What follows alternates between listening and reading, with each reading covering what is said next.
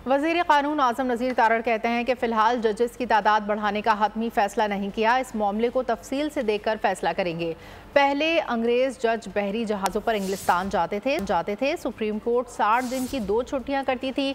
ये छुट्टियाँ कम होनी चाहिए।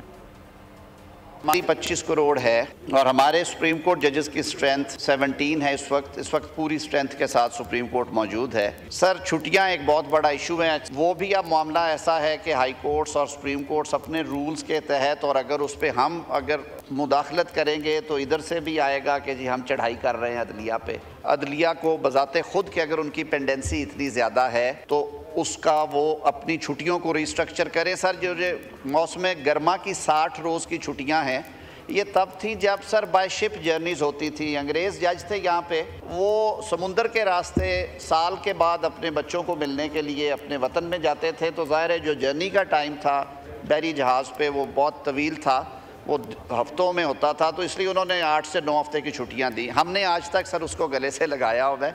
मेरे ख्याल में दिस इज़ हाई टाइम कि हमारे मुख्तदर हलकों को अदलिया में ये सोचना चाहिए कि इसको रिविज़िट करें।